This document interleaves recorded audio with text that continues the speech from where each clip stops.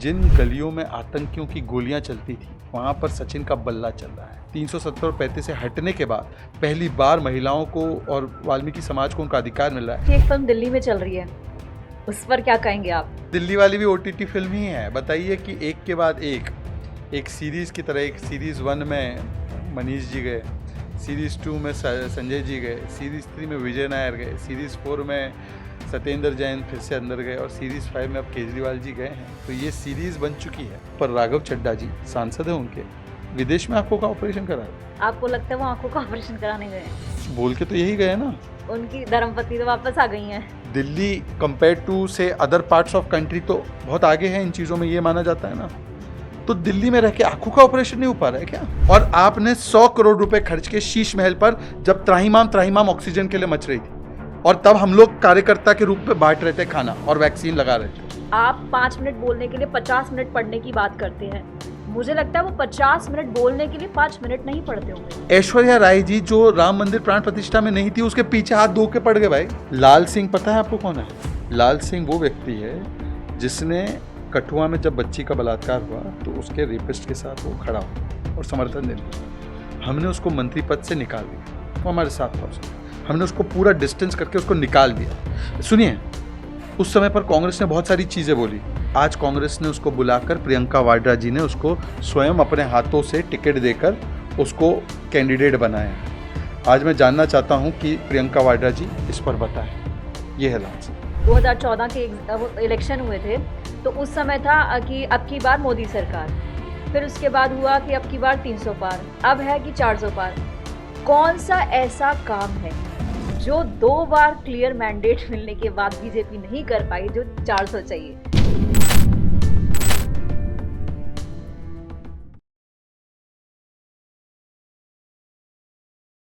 नमस्कार, the Puja Singh podcast में आप सभी का बहुत बहुत स्वागत है। आज के इस पॉडकास्ट में एक खास मेहमान है जो लॉयर हैं, जर्नलिस्ट हैं, सोशल एक्टिविस्ट हैं और पॉलिटिशियन भी हैं, जिनको आप टीवी पर देखते होंगे तो आप कान लगाकर और दिल थाम कर देखते होंगे कि भाई साहब कहीं कोई गलती कर दे, पर वो गलती करते ही नहीं है। और उनके आए दिन जो है सोशल मीडिया पर बहुत सारी चीजें वायरल होती हैं। वो है none other than Shehzad Poonawalla. बहुत बहुत स्वागत है शहजाद जी आपका। धन्यवाद आप। जी, सबसे पहले आपके पॉलिटिकल वर्कआउट की बात करूं, मैं आपके फिटनेस की बात करना चाहूंगी कि वर्कआउट कैसा चल रहा है? पॉलिटिकल वर्कआउट और फिटनेस वाला वर्कआउट दोनों बहुत अलग है। पॉलिटिकल वर्कआउट तो ये है कि जब आदरणीय प्रधानमंत्री जी दिन में 18 से 20 घंटे काम करते हैं तो हम भी पॉलिटिकल वर्कआउट उसी प्रकार का करते हैं और इसीलिए अब की बार 400 पार होने वाला है। और जहाँ तक फिजिकल वर्कआउट की बात है, देखिए, अगर आपको मन को स्वस्थ रखना है तो शरीर स्वस्थ रखना बहुत ज़रूरी है। और उसके लिए कम से कम आधा 1 घंटा अपने शरीर के लिए, व्यायाम के लिए, किसी भी प्रकार का व्यायाम हो, चाहे वो योग हो, चाहे वो आप ब्रीदिंग हो, वॉकिंग करना हो, या वेट ट्रेनिंग जैसे कि मैं करता हूँ, या कोई स्पोर्ट्स खेलना हो, ये इनमें से कोई भी एक विकल्प करके पर आपको करना ही है। क्योंकि जब आप मोशन में रहोगे तो इमोशन कंट्रोल में रहेगा, मोशन में नहीं रहोगे तो इमोशन गड़बड़ा जाएगा। जी, ये भी आपसे जानना चाहूंगी, जो आप स्टोल पहनते हैं, जो आपका स्टाइल आपने अपनाया है, इसके पीछे राज क्या है? ये मेरा स्टाइल नहीं है, ये प्रधानमंत्री जी का स्टाइल है। आपको याद होगा कि जब कोविड का कालखंड था तो जब प्रधानमंत्री आते थे तो वो मास्क नहीं लगाते थे, नॉर्मल वाला मास्क नहीं लगाते थे, वो इस प्रकार से वो लगाते थे। यही इसी प्रकार के स्टोल थे जो वो अपने नोज़ को कवर करने के लिए, क्योंकि तब मास्किंग अनिवार्य भी था। तब से उन्होंने एक प्रकार से इस प्रकार के जो स्टोल्स है, या नॉर्थ ईस्ट के जो आसाम में इसको गमछा बोलते हैं, तो उस प्रकार से उन्होंने लगाना शुरू किया। और उन्हीं की देखा देखी जो मैं अभी ये पहन रहा हूँ, ये जो है ये नॉर्थ ईस्ट से है। और मैं अलग अलग जो प्रदेश है नॉर्थ ईस्ट के, उनको, उनकी संस्कृति को, उनकी आस्था को परिदृशित करने वाले स्टोल या स्कार्फ जो है मैं आमूमन पहनता हूँ। ताकि क्या होता है कि हमारी जो मीडिया है वो कई सारे मुद्दे, ज़्यादातर अगर आप देखें तो उत्तर भारत से रिलेटेड होती है, तो दक्षिण भारत या हमारे नॉर्थ ईस्ट को उतना स्पेस नहीं मिलता। जब मीडिया वाले, आप ज़्यादा जानते हैं, आप खुद रही हो, तो कम से कम जो नॉर्थ ईस्ट के या साउथ के बंधुओं में देखते हैं तो उनसे जुड़ाव लगा रहे हमेशा। इसलिए मैं या तो साउथ का या नॉर्थ ईस्ट का कोई ना कोई ऐसा अंग वस्त्रम हो गया, या कोई स्टोल हो गया, स्कार्फ हो गया, वो पहनता हूँ, ताकि उन्हें पता रहे कि मन में हमेशा पूरे भारत की संकल्पना लेकर हम चल रहे हैं। और जो आपकी ये शार्प मेमोरी है, इसका क्रेडिट आप किसको देते हैं? क्योंकि जब भी हम आपको देखते हैं फैक्ट्स आप जो है ना ऐसे कट करके आते हैं, तो उसका श्रेय किसे देते हैं? बादाम तो आपने मना कर दिया कि बादाम को तो मैं नहीं दे सकती। नहीं देखिए, ऐसा है कि किसी भी चीज़ में आपकी ज़्यादा रुचि हो, दिलचस्पी हो, तो आप उन चीज़ों में ज़्यादा ध्यान लगा के उसको बड़े शिद्दत के साथ उसकी पढ़ाई लिखाई तैयारी करते हैं। तो मुझे लगता है कि मेरा इंटरेस्ट ये है, तो मैं 24 घंटा इसमें लगा रहता हूँ। आपके साथ इंटरव्यू कर रहा हूँ तब भी आप देख सकते हैं मेरे फ़ोन पे न्यूज़ चैनल चल रहा है और क्या क्या हो रहा है देश भर में, वो पॉइंट्स अपडेट होते जा रहे हैं और मैं लगातार पढ़ते जाता हूँ। तो ऐसा कोई समय नहीं रहता कि मैं जिसमें अभ्यास या तैयारी ना करता रहूँ। तो अनलेस कि मैं जिम में हूँ या अनलेस कि मैं किसी के साथ मीटिंग में हूँ जिसमें कि फ़ोन ले जाना ठीक नहीं रहेगा, या कहीं ऐसी जगह हूँ जहाँ पे नेटवर्क नहीं आ रहा है, वो 3 परिस्थितियों को छोड़कर हमेशा मैं कनेक्टेड रहता हूँ और पढ़ते रहता हूँ लगातार। क्योंकि 5 मिनट बोलना है तो 50 मिनट पढ़ना है, जी। इसके बिना नहीं बोलना है। कभी फ़िल्म ये तो देखने ऐसा का मुझे टाइम लगता है। मिलता है? फ़िल्म देखने का टाइम मिलता है कभी? नहीं, मुझे इंटरेस्ट नहीं है, पर देखी है मैंने, 1-2 फ़िल्में देखी है। एक तो अभी वो आर्टिकल 370 वाली फ़िल्म देखी। वो बहुत अच्छी फ़िल्म थी।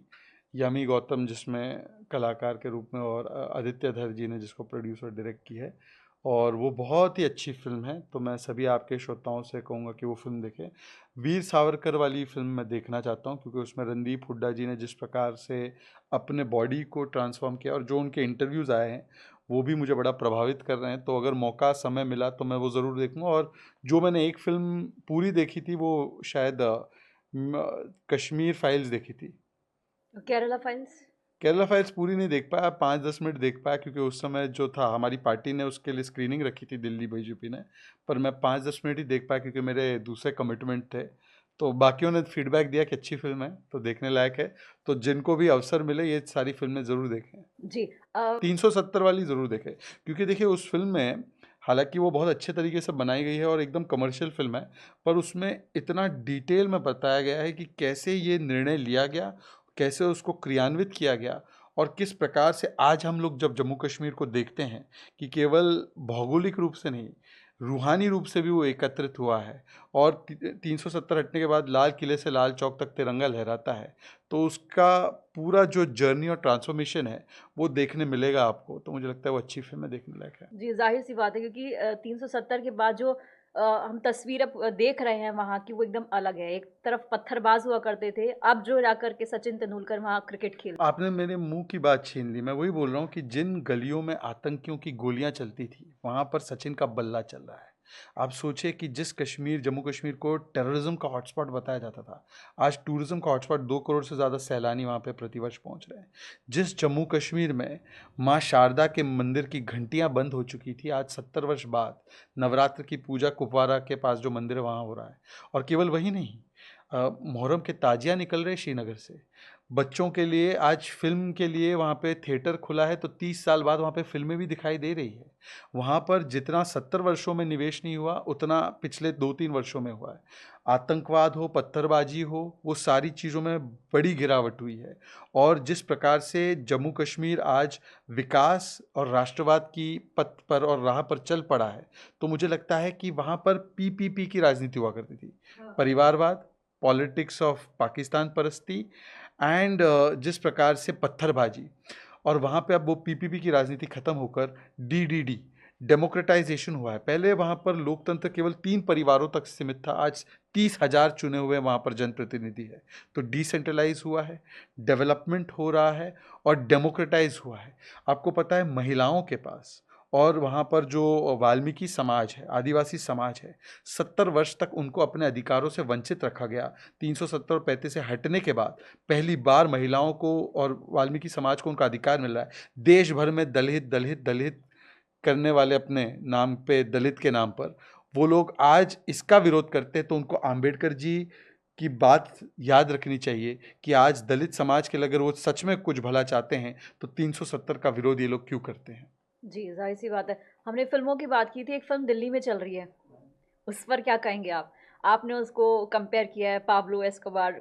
ये जी। फिल्म नहीं, ये ओटीटी सीरीज है। ये मैंने देखी है ये। हाँ। ये नार्कोस पे बनी हुई है ये, हाँ। देखी है मैंने ये। और नहीं, जब मैं बोल रहा हूँ दिल्ली वाली भी ओटीटी फिल्म ही है। बताइए कि एक के बाद एक सीरीज की तरह, एक सीरीज 1 में मनीष जी गए, सीरीज 2 में संजय जी गए, सीरीज 3 में विजय नायर गए, सीरीज 4 में सत्येंद्र जैन फिर से अंदर गए और सीरीज़ 5 में अब केजरीवाल जी गए हैं। तो ये सीरीज़ बन चुकी है और ये सीरीज़ जो है वो दिखाती है कि ये भ्रष्टाचार की सीरीज़ है।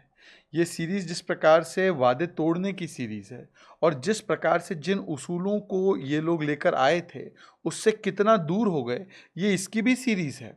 आप देखिए ना, बच्चों की सौगंध खाते थे कि हम कांग्रेस से हाथ नहीं मिलाएँगे।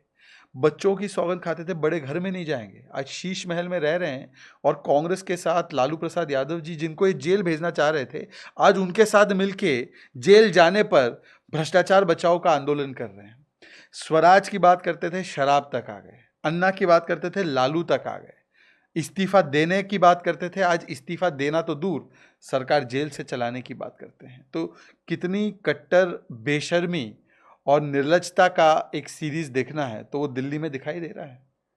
क्या वजह है कि दिल्ली की जनता का विश्वास, जनसंघ की धरती जो दिल्ली है, वो वहाँ की जनता जो है बीजेपी पर नहीं कर पाई है? नहीं, ये नहीं कहा जा सकता तो क्योंकि मदन लाल खुराना उनकी बात करें या फिर उनकी बात करें, साहिब सिंह वर्मा की बात करें, फिर उसके बाद सुषमा स्वराज जी की हम बात करते हैं। इनके सिवा उनके पहले और बाद में जो है कोई भी जो है वो अपना नहीं जो है पहचान बना पाया। किरण बेदी भी आई, उनको भी सिरे से नकार दिया गया और शीला दीक्षित आई, 15 साल जो है वो यहाँ पर रही हैं। उसके बाद केजरीवाल आ गए। हालाँकि आपको एक बात मैं बड़ी ऑनेस्टली बता दूँ कि 84 के दंगे हमने खुद अपनी आँखों से देखे थे। उसके बाद भी हमारे पेरेंट्स ने हमें, हम छोटे-छोटे थे, उसके बाद भी हमारे पेरेंट्स ने ये माइंडसेट हमारा नहीं बनाया कि हमको किसको वोट करना है, किसको नहीं। एक टाइम में हमने 84 के दंगे देखने के बाद भी कांग्रेस को वोट किया। मेरी मम्मी ने आम आदमी पार्टी को वोट किया कि भाई क्या थॉट प्रोसेस है इनका, क्या करने वाले हैं, समझ रहे हैं आप? तो ये विश्वास बीजेपी क्यों नहीं जगा पाई? देखिए, पहले तो ये कहना कि दिल्ली की जनता हमें नकार रही है, ये गलत बात होगा फैक्चुअली, क्योंकि 2013 में इनकी सरकार बनी और कैसे बनी आपको पता है। 2014 में लोगों ने हमें सातों सीटें जितवाई, 2019 में सातों सीटें जितवाई और 2024 में भी सातों सीटें हम लोग जीतने वाले। ये लोकसभा की बात नहीं, नहीं, हुई। लोकसभा पर जनता तो वही है ना। हाँ, जनता वही है। लोकसभा में भी तो दिल्ली की जनता, वही दिल्ली की जनता वोट कर रही है और वो भी हर बार 50% मैंडेट से ज़्यादा वोट। यहाँ पे एक डिफरेंस है कि आप मध्य प्रदेश की बात कर लो, वहाँ कांग्रेस भी हटती है, बीजेपी आती है, मैं बीजेपी। उसका बता रहा हूँ, मैं उसी पे आ रहा हूँ। हाँ, देखिए, इसमें ये है कि भारतीय जनता पार्टी से के बाद कांग्रेस पार्टी की लंबे समय तक सरकार चली, शीला जी की। दिल्ली में मुझे लगता है एक ट्रेंड या पैटर्न ये बन चुका है कि वो लंबे समय तक एक सरकार को मौका देती है। जैसे शीला जी की सरकार लंबे समय तक चली, 3 टर्म चली। अब इनकी भी सरकार, इनको भी कई बार मौका दिया है दिल्ली की जनता ने विधानसभा में। परंतु जिस प्रकार के इनके कारनामे रहे हैं, जिस प्रकार से इन्होंने जनता के विश्वास को धोखा दिया है और जिस प्रकार से इनके असली चेहरे उजागर होना शुरू हुआ है, तो एक दो चीज़ नोट कीजिए। भारतीय जनता पार्टी का पहले तो कतई वोट शेयर विधानसभा के चुनाव में कम नहीं हुआ है। अब एमसीडी के भी चुनाव में अगर आप देखें तो वहाँ पर भी जहाँ पर लोग कह रहे थे और आम आदमी पार्टी खासकर कह रही थी 30 सीट नहीं आएगी, उन्होंने बड़ा हुआ मीडिया में कैंपेन, पैसा खर्च, सारी चीज़ें कर दी थी। मुख्यमंत्री उतरकर कैंपेन कर रहे थे। उसके बावजूद भी हमारी 100 से अधिक सीटें हैं एमसीडी में 15 साल के बाद और लगभग 30 का ही अंतर रहा। तो ठीक है, हम मानते हैं, हम स्वीकारते हैं कि वो जो एडिशनल 4, 5, 6% वोट है, उसको लाने में या उसको प्रभावित करने में हम लोग असक्षम रहे हैं विधानसभा में।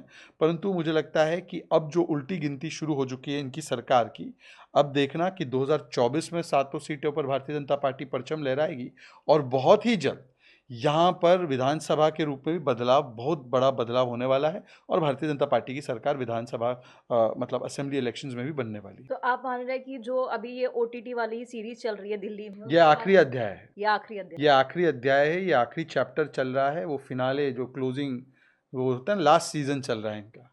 ये मान के चलिए, क्योंकि आप पूछ लीजिए, मैं मेरी बातों पर मत जाइए, आप बाहर निकलिए और पूछिए कि कितने नए स्कूल इन्होंने बनाए, कितने नए अस्पताल इन्होंने बनाए, यमुना जी साफ हुई क्या, जल बोर्ड में घोटाला कर दिया, पानी सबके घर पे आ रहा है क्या, पानी देने के बदले मोहल्ले मोहल्ले में ठेके 1 पे 1 फ्री खोल दिए, जिस प्रकार से उन्होंने हर विभाग में भ्रष्टाचार किया, 11,000 डीटीसी बस आने वाली थी, आई क्या, जिस प्रकार से दिल्ली के प्रदूषण की स्थिति बना दी है। तो दिल्ली जो हुआ करती थी, एक एक तरफ तो केंद्र जो है दिल्ली के ऊपर इतना मतलब रिसोर्सेज लगाता है। आप देखिए दिल्ली के लिए ईस्टर्न वेस्टर्न एक्सप्रेस पेरिफेरल हमने ही बनाया है। दिल्ली का मेट्रो हो, अलग अलग फ्लाईओवर दिल्ली के लिए केंद्र ने किए हैं। तो दिल्ली के लिए कितना कुछ किया जा रहा है। G20 का आयोजन बड़े भव्य तरीके से यहाँ पे हुआ, पर दिल्ली की सरकार उस पेस पे काम कर ही नहीं पा रही और काम नहीं कर पाती है। इसीलिए मुझे एक बात बताइए, इनका वर्ल्ड क्लास मॉडल है, ये मानते हैं, ये कहते हैं जी वर्ल्ड क्लास मॉडल है। आपका मुख्यमंत्री यहाँ पे सबसे बेस्ट मॉडल, आप जिसको पूरे देश में प्रचारित करते हैं विज्ञापन के माध्यम से 1000 करोड़ के, यहाँ पर आपने आधी सीटें कांग्रेस को दे दी। पंजाब से बेटर मॉडल दिल्ली को मानते हैं ना, ये लोग मानते हैं ना, ये कहते हैं दिल्ली मॉडल। दिल्ली मॉडल यहाँ पे आपके पास कॉन्फिडेंस नहीं अकेले लड़ने का, इतना ही भारी काम किया तो लड़ो ना अकेले। और हेल्थ मॉडल वर्ल्ड क्लास है। आज किसी को ना हो, पर राघव चड्ढा जी सांसद है उनके, विदेश में आंखों का ऑपरेशन करा रहे। आपको लगता है वो आंखों का ऑपरेशन कराने गए हैं? बोल के तो यही गए ना।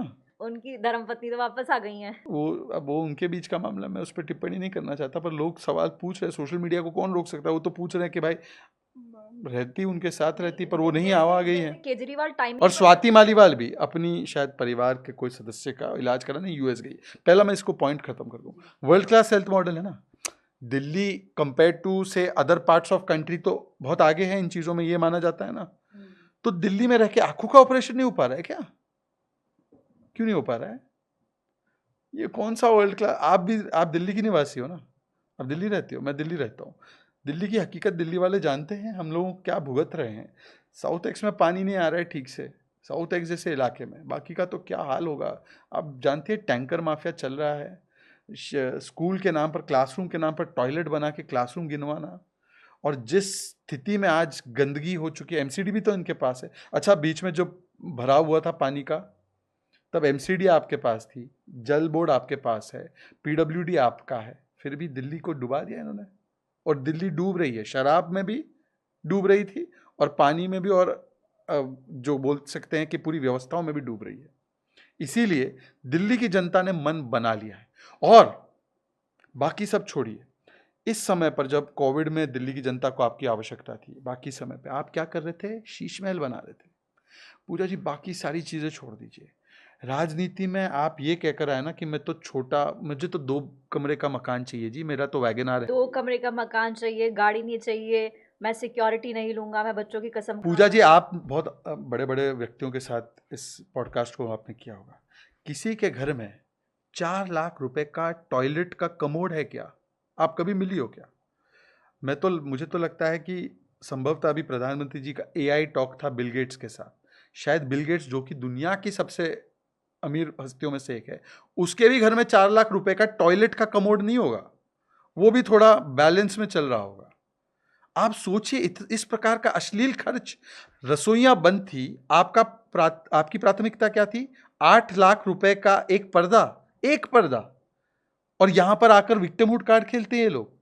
इनके घर में पता है कितने टॉयलेट है? टॉयलेट तो ठीक है, टॉयलेट के अलावा इनके घर में पाउडर रूम शायद मुझे लगता है कि आप थोड़ा जानती होगी क्योंकि आप मीडिया इंडस्ट्री में रहिए। तो पाउडर रूम, टॉयलेट, और टॉयलेट में अंदर घुसते, शावर तक घुसते हैं, उसके और टॉयलेट के दरवाजे के बीच का जो रास्ता होता है जिसमें आप कपड़े और मतलब मेकअप या जो भी लगाना है, ड्रेसिंग एरिया बेसिक। इनके घर में 15 पाउडर रूम और 15 टॉयलेट है, 2 रसोइयां हैं जिसपे करोड़ों रुपए खर्च हुए हैं, ऑटोमेटिक डोर्स है जिसपे लाखों रुपए खर्च हुए हैं।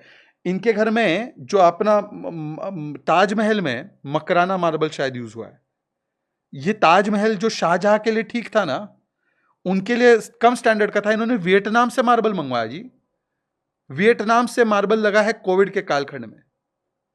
ये अश्लील है, ये गलत है। और आपने 100 करोड़ रुपए खर्च किए शीश महल पर, जब त्राहिमाम ऑक्सीजन के लिए मच रही थी, और तब हम लोग कार्यकर्ता के रूप में बांट रहे थे खाना और वैक्सीन लगा रहे थे। तो क्या करते हैं ये लोग? और अन्ना हजारे जी को छोड़ के अब लालू जी की शागिर्दगी में है। लालू जी क्या आप ये देखिए ना कि शीला दीक्षित को और कांग्रेस को गाली देकर आप आए थे, आप उन्हीं के साथ गलवैया कर रहे हो। कांग्रेस जैसी पार्टी मैंने नहीं देखी है साहब। आप तो कांग्रेस में थे, नहीं, बिफोर इसलिए आफ्टर तो मैं थोड़ा तो एक्सपीरियंस। समझदार हूँ ना, हाँ, बिफोर इसलिए नहीं आफ्टर हूँ आपका एक्सपीरियंस कोई आपको लगता है कि सेंसिबल बंदा उस टाइम भी कांग्रेस में था और आज भी है? क्योंकि राहुल गांधी के हम स्टेटमेंट जिसका देखते नेता हैं। राहुल हो वो सेंसिबल हो सकता है, हाँ, ये मतलब अपने आप में कॉन्ट्रडिक्ट है। यू वॉन्ट इवन बिलीव कि मेरा 8 साल का बेटा है, वो जब राहुल गांधी के स्टेटमेंट सुनता है तो वो कहता है मम्मी ऐसे कौन बोलता है। तो आप भी समझ सकते हैं कि मतलब मुझे नहीं पता कि उनको कौन एडवाइस देता है। वो आप 5 मिनट बोलने के लिए 50 मिनट पढ़ने की बात करते हैं। मुझे लगता है वो 50 मिनट बोलने के लिए 5 मिनट नहीं पढ़ते होंगे।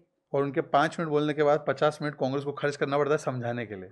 नहीं, पर और सुनिए, एक आपने 8 साल के बच्चे की बात की अपने, तो उसको भी पता होगा। आप उसको अगर मार्केट भेजोगी कभी और बोलोगी कि ये ले 10 रुपये चॉकलेट खरीद के आ, तो चॉकलेट खरीद के आएगा तो वो बताएगा आपको कि MRP लिखी है 10 रुपये, इसका मतलब ये है कि ये मैक्सिमम रिटेल प्राइस है, मतलब 12 रुपये नहीं ले सकता। दुकानदार अगर उसको लगे यार ये पूजा का बच्चा है, चलो इसको मैं 5 रुपये में दे देता हूँ, तो वो दे सकता है। मिनिमम रिटेल प्राइस नहीं होता, maximum retail price. Rahul ji बोलकर आए कि मिनिमम रिटेल प्राइस है जी, मतलब 10 रुपए की चॉकलेट वो 7 रुपए में नहीं बेच सकता, वो 10 रुपए के ऊपर बेचना है, ये उनका। अब देखिए, कई बार पॉलिटिक्स में क्या होता है, हम लोग कभी स्लिप ऑफ टंग हो जाता है, कभी कोई गलत फैक्ट हम कोट कर सकते हैं, ये हो सकता है भाषण देते वक्त, हो सकता है पब्लिक डोमेन में। ऐश्वर्या राय जी जो राम मंदिर प्राण प्रतिष्ठा में नहीं थी, उसके पीछे हाथ धो के पड़ गए भाई। उन्होंने 6-7 बार बोला है एक कि बार नहीं, 6-7 बार बोले। हाँ, वहाँ नाच रही हैं, वहाँ मतलब अच्छा, वो उनका कॉन्टेक्स्ट भी क्या था? आप पूजा जी देखिए, महिलाओं के विषय में हमको सोच समझ के ठीक से टिप्पणी करनी चाहिए, क्योंकि हम लोग की जिम्मेदारी है कि ऐसी कोई भी टिप्पणी ना जाए जिससे कि और भी फ्यूचर जनरेशन्स प्रभावित हो। और हम लोग का एक जो पुरुष प्रधान एक समाज रहा है, उससे हमको बाहर निकलना है, नारी शक्ति को वंदन करना है। यहाँ पे वो बोलते हैं कि वो अमिताभ नाच रहा था, एक तो उनके सीन इतने बड़े बुजुर्ग, उनके पिताजी के दोस्त, उसके साथ ऐश्वर्या नाच रही थी। आप क्या कॉन्नोटेशन देना चाह रहे हो कि एक ससुर के साथ एक बहू उसकी नाच रही है? कहाँ नाची है भाई?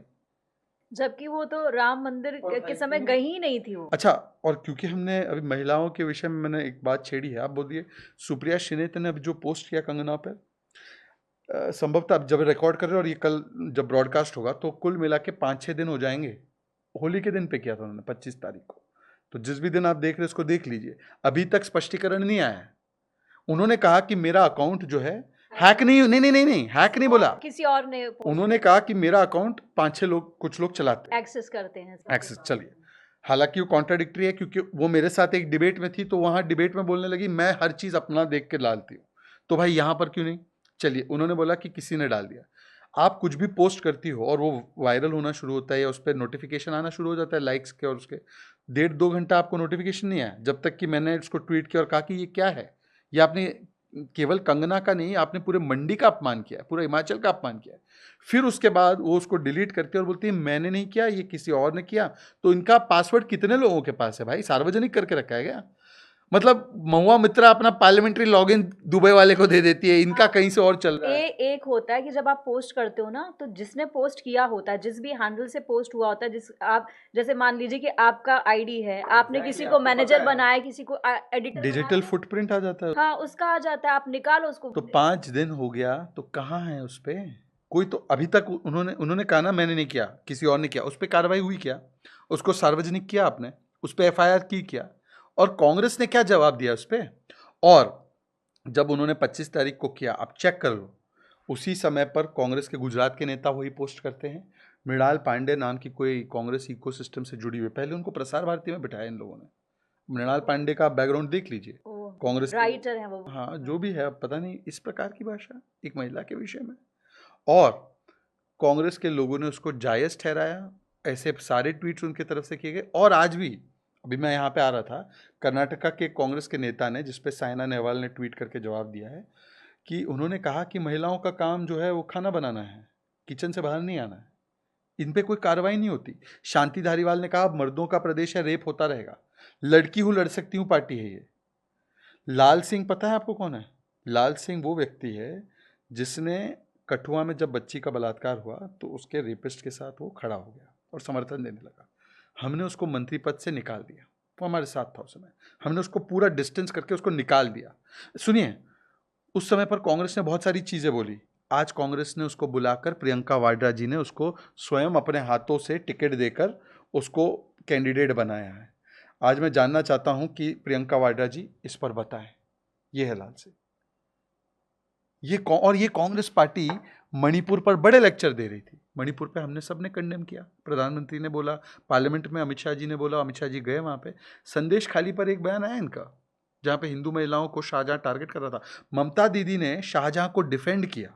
खड़गे जी ने कहा ये छोटी मोटी घटना होती रहती है, सुना वो। प्रियंका जी एक भी बार नहीं बोली। हाथरस पे बोलती हैं, मणिपुर पे बोलती हैं, रेसलर्स पे बोलती हैं, बोले, उनका अधिकार है। शांति धारीवाल पे चुप, सुप्रिया पे चुप, लाल सिंह पे चुप, संदेश खाली पे चुप। क्यों भाई? ये है इनका चरित्र जी। और ऐसे कांग्रेस नेतृत्व में मैं नहीं काम कर सकता था। ना कोई सभ्य व्यक्ति जिसके पास थोड़ी ईमानदारी, नैतिकता और अपनी जो बोलते हैं ना अंतरात्मा बची हुई है, वो नहीं कर सकता। तो वही मैं जानना चाह रही हूँ कि आप कांग्रेस में रहे उस टाइम भी, जो मैंने आपके बयान देखे हैं वो ज़्यादातर ऐसे ही होते थे, थोड़े रिबेलियस टाइप की, कांग्रेस को पसंद नहीं आते थे। तो उस टाइम भी ऐसे, तो आपने एक कांग्रेस से निकल के बीजेपी में आने के लिए करीब 4 साल लिए। हाँ। इस बीच में कभी आपको फील नहीं हुआ कि मुझे आम आदमी पार्टी से भी कनेक्ट होना चाहिए? नहीं, कतई नहीं। आइडियोलॉजी जो थी वो बड़ी वो थी कि मतलब क्रांतिकारी, हम कुछ आम आदमी पार्टी की कोई आइडियोलॉजी है क्या? नहीं, अब तो समझ में सबको ही आ गया होगा। आम आदमी पार्टी की कोई आइडियोलॉजी नहीं है। पहले तो समझ लीजिए कि गुजरात के चुनाव के टाइम पे उनके गोपाल इटालिया सत्संग में जाने वाले महिलाओं को, सत्संग में जाने वाले लोगों को गालियां बक रहे थे। और उसी समय पर, क्योंकि वो उल्टा पड़ गया, क्योंकि उनके मंत्री ने भी कई टिप्पणियां की। इनका वैसे राम मंदिर के विरोध का वाला स्टैंड भी है कि नानी ने बोला है कि राम मंदिर नहीं जाना है, बाबरी को गिरा कर बनाया गया है। मनीष सिसोदिया ने कहा कि वहाँ पे यूनिवर्सिटी बना दो। तो ये उनका असली स्टैंड था। अब इससे कैसे पाला छुड़वाना है तो बोलने लगे कि करेंसी नोट पे माँ लक्ष्मी की तस्वीर होनी चाहिए। तो इधर से उधर होते रहते हैं। ताहिर हुसैन को बचाते हैं, ऐसे दंगाई को जो जिहाद करता है, और फिर बोलते हैं कि नहीं, हमसे बड़ा कोई हनुमान जी का भक्त नहीं है। मतलब वो ताहिर हुसैन ने अंकित शर्मा को मारा, उसके घर कभी नहीं गए हैं। और यहाँ पे फिर ड्रामा करते हैं और बोलते हैं हमसे बड़ा हनुमान भक्त नहीं, हम तो पाठ करा रहे हैं, हम लोग ये कर रहे हैं, वो कर रहे हैं। कहाँ के हैं ये कहीं किसी के नहीं है। ये बोलते हैं कांग्रेस को हम लोग कभी छुएंगे नहीं, चिमटे से नहीं छुएंगे, कांग्रेस की गोद में बैठे हैं। इतना कॉन्ट्रडिक्शन है कि पंजाब में इनका कोई गठबंधन नहीं है और दिल्ली में गठबंधन है। मतलब पंजाब में कुश्ती, दिल्ली में दोस्ती। और एक आखिरी इस पे, इनके आइडियोलॉजी पे, इन्होंने दिल्ली विधानसभा में राजीव गांधी के भारत रत्न को वापस लेने वाला रेजोल्यूशन पारित किया है, ये कहते हुए कि राजीव गांधी सिखों के हत्यारे हैं। दिल्ली असेंबली में पास्ड है ये रेजोल्यूशन उनके तरफ से, आम आदमी पार्टी की तरफ से। अब मैं आम आदमी पार्टी और कांग्रेस दोनों से पूछना चाहता हूँ, क्या आम आदमी पार्टी ने स्वीकारा है कि उनका रेजोल्यूशन गलत था और राजीव गांधी मासूम और निर्दोष है? हालांकि उन्होंने स्टेटमेंट दिया था बड़ा पेड़ गिरता धरती हिलती है। या कांग्रेस ने स्वीकार लिया है, जो भारतीय जनता पार्टी हमेशा से कहते आ रही है, कि सिखों के नरसंहार के असली कातिल राजीव गांधी जी है, मतलब उनकी सरकार थी, तो जिस प्रकार से उनके बयान भी आए जस्टिफाई करने वाले, वो उसको स्वीकारती है? कौन से में से दो है? और पंजाब में दोनों मिलकर राजनीति कर रहे हैं। इसलिए पंजाब के भी आप देखिए, रवनीत बिट्टू हमारे साथ आ गए, सिटिंग सांसद ऑफ कांग्रेस, जिनका परिवार ने कितना बड़ा त्याग दिया है खालिस्तानी मूवमेंट के खिलाफ। और रिंकू जी भी हमारे साथ आ गए, जिनका टिकट कंफर्म कर दिया था आम आदमी पार्टी ने। अब बताइए कि जिसको थर्ड या फोर्थ पार्टी माना जाता है पंजाब में, अगर नंबर 1 और नंबर 2 पार्टी के सांसद उसे छोड़ के हमारे पास आ रहे हैं, तो अब की बार 400 पार। अब की बार 400 पार से एक सवाल मेरे अंदर ये है कि पहले था कि आएंगे, पहली बार जब हुआ वो 2014 के इलेक्शन हुए थे, तो उस समय था कि अब की बार मोदी सरकार। फिर उसके बाद हुआ कि अब की बार 300 पार, अब है कि 400 पार। कौन सा ऐसा काम है जो 2 बार क्लियर मैंडेट मिलने के बाद बीजेपी नहीं कर पाई, जो 400 चाहिए? आनंद हेगड़े जी ने एक वो छोड़ा था शगुफा की संविधान बदलना है, तो 400 पार की जरूरत क्या है? क्या बिल्कुल ही नेस्तो नाबूद विपक्ष को करके मानेंगे? नहीं, देखिए, ऐसा है कि लोकतंत्र में कोई किसी को नस्तनाबूत नहीं करता है, ना ऐसी हम लोग कोई सोच रखते हैं। जब हम कहते हैं कांग्रेस मुक्त भारत, तो हम ये कहते हैं कि कांग्रेस की जो मूल विचारधारा है कि तुष्टीकरण, भ्रष्टाचार और परिवारवाद, जिस प्रधानमंत्री जी का डीबीटी क्या है कि भाई मैं 1 रुपया यहाँ से भेजता हूँ, वो 1 रुपया गरीब के खाते में पहुँचता है। ऐसे 30 लाख करोड़ उन्होंने भेजा, डायरेक्ट बेनिफिट ट्रांसफर, ये प्रधानमंत्री का डीबीटी। इनका डीबीटी है डायनेस्टी, भ्रष्टाचार, तुष्टीकरण। तो इनके डीबीटी और हमारे डीबीटी की लड़ाई है। हम कांग्रेस मुक्त करना चाहते हैं, मतलब कांग्रेस की जो मानसिकता है तुष्टीकरण करने की, परिवारवाद करने की, उसको मुक्त करना चाहते हैं। तो जनता ये काम हाथ में ले लेती है। जनता अगर तय कर ले कि भाई किसको मैंडेट देना है और किसको हटाना है, तो जनता करती है। दूसरी बात यह है कि संविधान बदलने की जो बात की थी, वो उससे हम कतई इत्तेफाक नहीं रखते। वो स्टेटमेंट हमारी पार्टी का स्टेटमेंट नहीं है। हम बाबा साहब आम्बेडकर जी के संविधान को जिस रूप में वो उन्होंने एक्चुअल में लाया था, उससे हम कटिबद्ध हैं। और इसीलिए आप देख सकते हैं, आम्बेडकर जी 370 के सख्त खिलाफ थे। आज आम्बेडकर जी के पद चिन्हों पर चलने का काम अगर किसी ने किया है, तो आदरणीय प्रधानमंत्री नरेंद्र मोदी जी ने किया है। आम्बेडकर जी चाहते थे यूसीसी लागू हो। आज उत्तराखंड में यूसीसी की शुरुआत हुई है। ये लोग संविधान सभा में बैठा करते थे, कांग्रेस वाले। यूसीसी लाने का काम इन्होंने किया संविधान सभा में कि आर्टिकल 44 में डाला जाए इसको, और आज इसके खिलाफ हो गए हैं। आज संविधान के तहत जिस प्रकार से हम कहते हैं कि किसी का तुष्टीकरण नहीं होगा, पर सभी को संतुष्टिकरण के माध्यम से, चाहे शिल्पा हो या सुल्ताना हो, दोनों को गैस सिलेंडर मिलेंगे। चाहे मोहित हो या मोहम्मद हो, सभी को राशन मिलेगा। 25 करोड़ लोग गरीबी से बाहर निकलेंगे। 10वें से 30वें स्थान पर अर्थव्यवस्था पहुंचेगी। तो ये सारे काम संविधान के तहत किए जा रहे हैं, तो हमारी तरफ से ही किए जा रहे हैं। हम आम्बेडकर जी के पद चिन्हों पर चल रहे हैं। परंतु हाँ, आपने कहा ना मैंडेट क्यों चाहिए। देखिए, हमारी पार्टी 2 सीट वाली पार्टी रही, कब तो 2 सीट भी नहीं थी। तब भी हमारे मन में था कि एक निशान, एक प्रधान, एक संविधान। जब हमारे पास मैंडेट आया तो हमने 370 हटाया। हम जब 50 में हमारे पास एक सीट भी नहीं हुआ करती थी, 2 सीट नहीं हुआ करती थी, तब हमने ये संकल्प लिया कि कोर्ट के माध्यम से, सुप्रीम कोर्ट के फैसले से, कोर्ट के फैसले लोकतांत्रिक तरीके से भव्य राम मंदिर बनना चाहिए। आज मैंडेट आया, तो जब कोर्ट का भी मैंडेट आया, हमारा भी मैंडेट आया, तो राम मंदिर जो है अयोध्या में बना है। और अयोध्या के अलावा जो सारे सनातन केंद्र का आज जो कायाकल्प किया गया, वो हमने किया। यूसीसी हमने लाया, नारी शक्ति वंदन अधिनियम हमने लाया, सीए जो महात्मा गांधी की परिकल्पना थी, वो हमने लाया।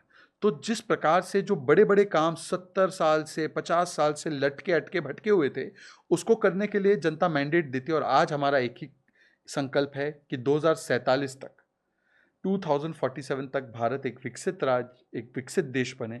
इसके लिए हम संकल्पित हैं।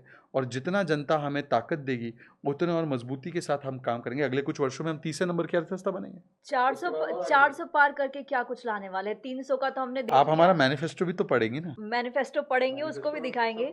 लेकिन जो लोग पढ़ने से ज्यादा शहजाद पूनावाला को सुनना पसंद करते हैं, उसके लिए आप मैनिफेस्टो जब आ जाएगा, उसके बाद मेरा एक पॉडकास्ट कराना। कुछ चीज़ें हम मैनिफेस्टो में जो रखेंगे, मुझे लगता है कि देश उसको देख के काफ़ी प्रभावित होगा। जी।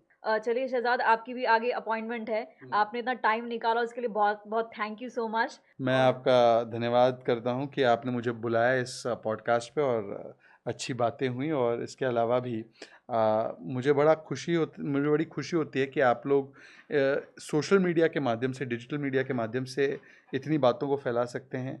इसमें भी कितना बड़ा योगदान है मोदी जी का। आप देखिए कि कुछ वर्ष पहले कुछ टीवी चैनल्स ही होते थे, 1-2 टीवी चैनल, जो नैरेटिव को कंट्रोल करते थे।